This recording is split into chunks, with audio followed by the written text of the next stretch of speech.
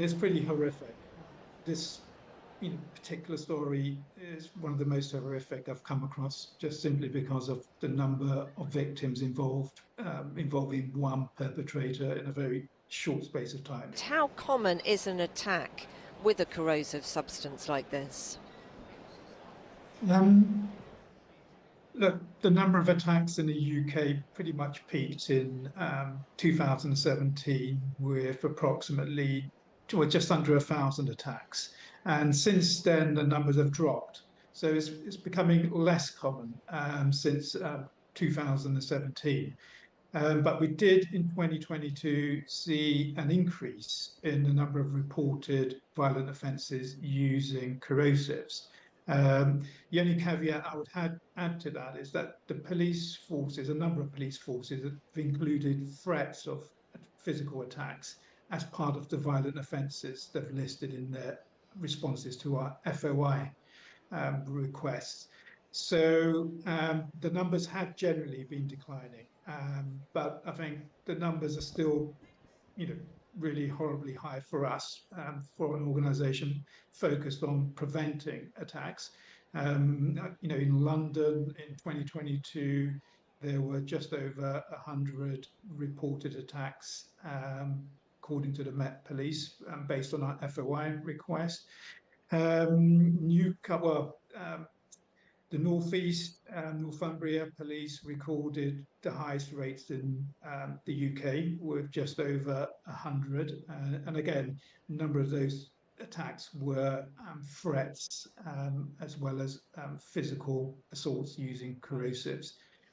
So the numbers overall, I have been dropping, but 2022 seems to suggest a rise, including threats of attacks.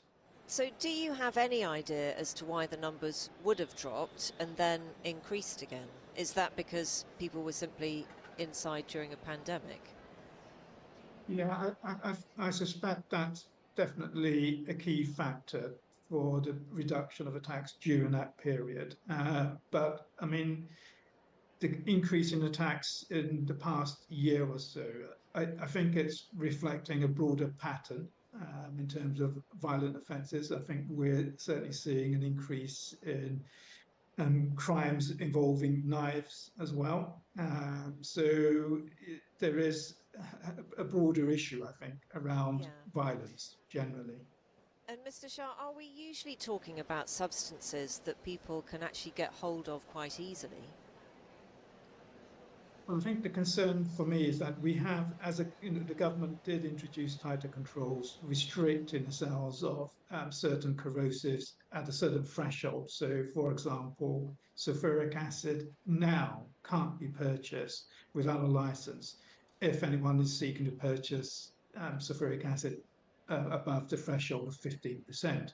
So there have been a number of actions undertaken by government to prevent the sale of dangerous corrosives.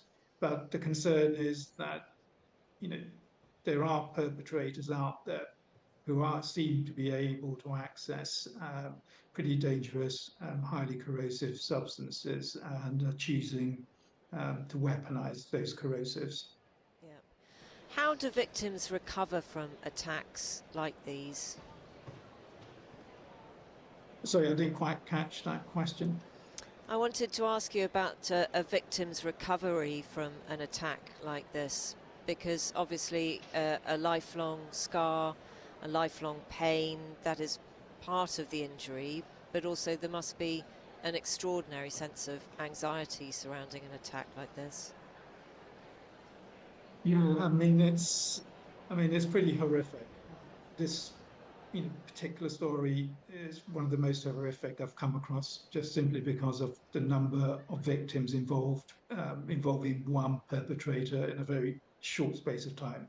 So this is particularly disturbing. And when you factor in two young children, it really does, highlight just how, um, bad and horrible the attack was. But I think the key thing is that for many victims, the recovery process is very long, it's arduous, and often the survivors having to deal with both the physical repercussions of of an acid attack, but also having to deal simultaneously with enormous amount of trauma and some degree of social isolation, depression. There's a multitude of negative impacts on a survivor, and the process of recovery is pretty long.